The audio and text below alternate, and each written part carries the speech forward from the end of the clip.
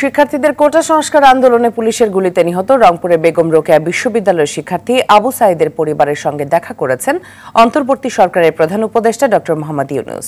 সকালে আবু সাঈদের বাড়িতে পৌঁছে কবর জিয়ারত করেন তিনি। ডক্টর ইউনূস বলেন, যে লক্ষ্য নিয়ে আবু সাঈদ বুক পেতে দিয়েছিল তা বিফলে যেতে দেওয়া হবে না। এখন প্রতিটি ঘরে ঘরে আবু সাঈদ আছে।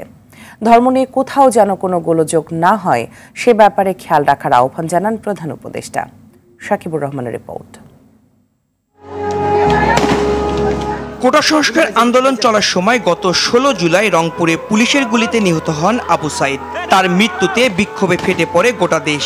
আবু সাঈদ ছিলেন বেগম রোকেয়া বিশ্ববিদ্যালয়ের ইংরেজি বিভাগের 12তম ব্যাচের শিক্ষার্থী ও কোটা সংস্কার আন্দোলনের অন্যতম সমন্বয়ক।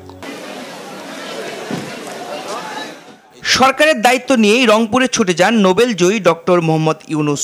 প্রথমেই আবু সাঈদের কবর জিয়ারত করেন তিনি। তার সাথে থাকা উপদেষ্টা পরিষদের সদস্য ও আন্দোলনের অন্যতম সমন্বয়ক ও পরিবারের সদস্যরা আবেগ আপ্লুত হয়ে পড়েন। কবরের সামনে গিয়ে প্রধান উপদেষ্টা বলেন, আবু সাঈদের বাংলাদেশে কোনো ভেদাভেদ থাকবে না। যে লক্ষ্য নিয়ে আবু সাঈদ বুক পেতে দিয়েছিল তা বিফলে যেতে দেয়া হবে না। আবু সাঈদের কথা নিজে নিজে প্রস্তুত হবে, আমিও ন্যায়ের জন্য লড়বো, আমিও বুক পেতে দেব। সেই হলো এই আবু সাঈদ।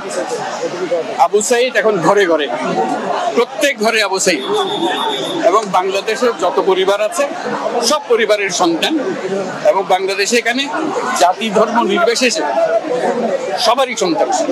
নতুন বাংলাদেশ গড়ার দায়িত্ব এখন সবার। ধর্ম নিয়ে যেন কোথাও কোনো গোলযোগ না হয় সেদিকে খেয়াল রাখার আহ্বান জানান ডক্টর ইউনূস। কেউ ধর্ম নিয়ে কথাবার্তা না বলে, কারণ আমরা এই মাটিরই সন্তান, সবাই আবু সাঈদ। কাজে এদের সন্তানদের রক্ষা করা জাতি ধর্ম নির্বিশেষে, এটা আমাদের এখন কর্তব্য। আমরা যেন এটা নিশ্চিত করি, সামনে গিয়ে দাঁড়াই। আবু সাঈদ যেরকম দাঁড়িয়েছে আমাদের ওরকম দাঁড়াতে হবে, কোন রকম গোলযোগ করতে দেবেন না। আজকে যে আসলাম এখানে, এটা স্মরণ করেন আমরা যাতে এটা বাস্তবায়ন করতে পারি। প্রধান উপদেষ্টা রংপুরে আবু সাঈদের নিহত হওয়ার স্থান, বেগম রোকেয়া বিশ্ববিদ্যালয় পরিদর্শন ও হাসপাতালে চিকিৎসাধীনদের খোঁজ খবর নেবেন।